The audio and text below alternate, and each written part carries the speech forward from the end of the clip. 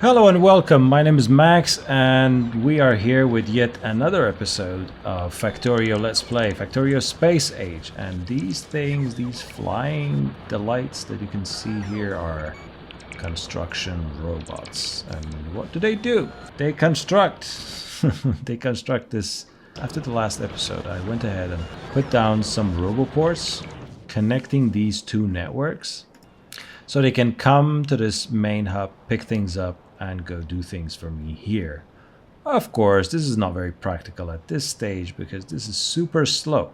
But for now, it's okay. For now, we have bigger problems.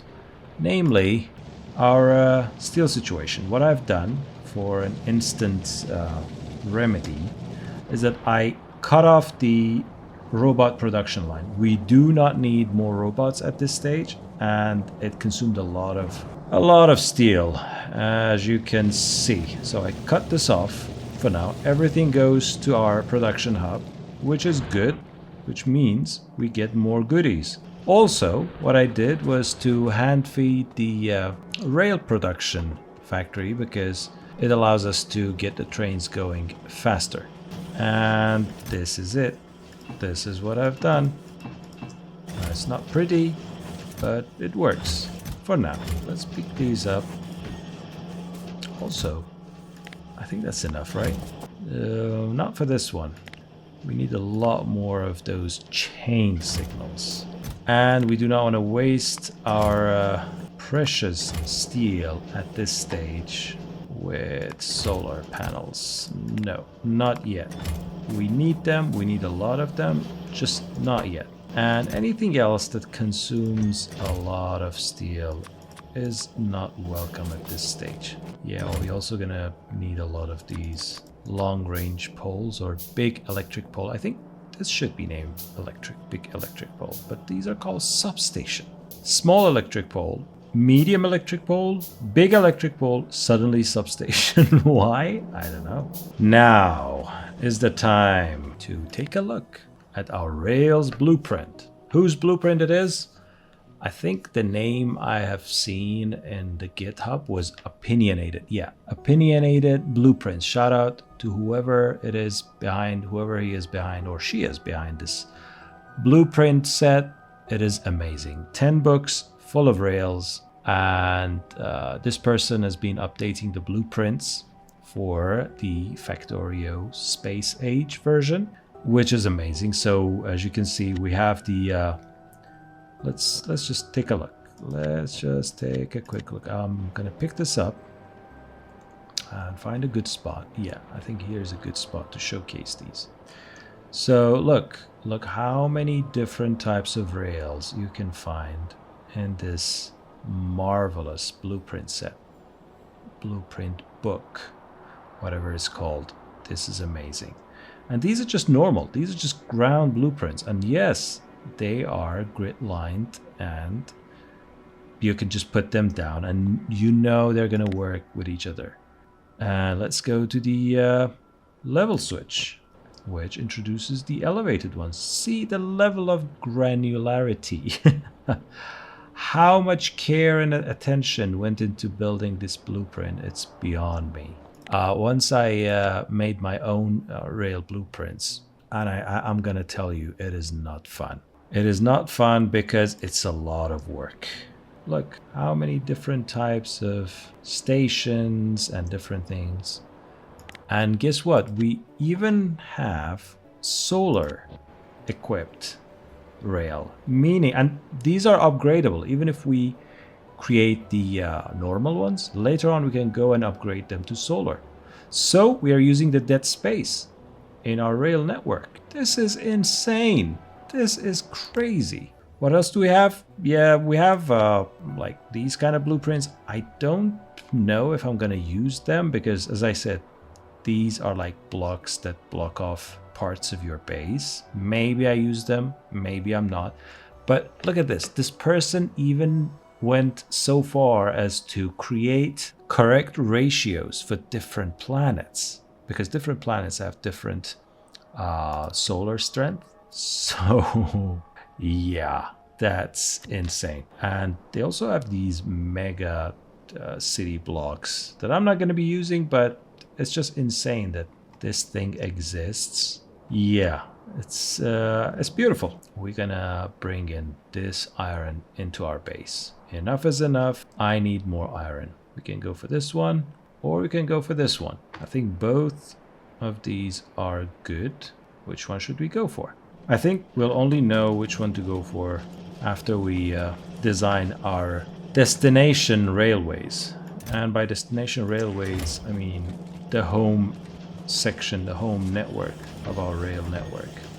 So let's go do that.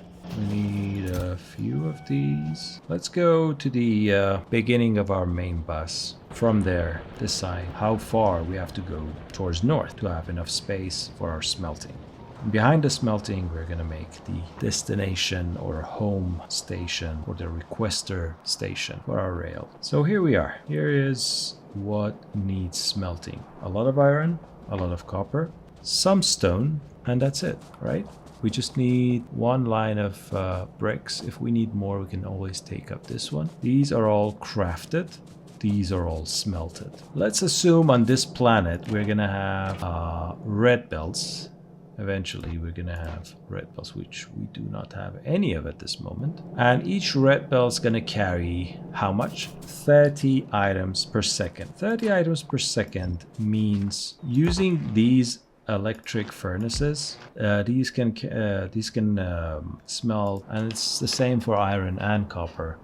And if we enter 48, one red line, 48 of these smelters can supply one full red belt. All right.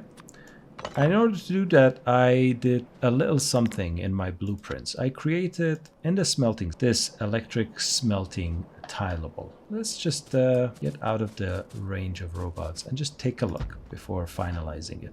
What it does is that the main red line brings in one full belt of ores and then passes that on to these smelters. What do the smelters do? They smelt it, put it there. Now, let me show you something interesting. So we have how many of them? 1, 2, 3, 6, 12. 12 of how many do we need? 48, which is 4 of these. Click. 1, 2, 3. Now, how many do we have? Yes, 48 smelters are working harmoniously and creating what we want. Isn't that beautiful? It is. So, where to put them?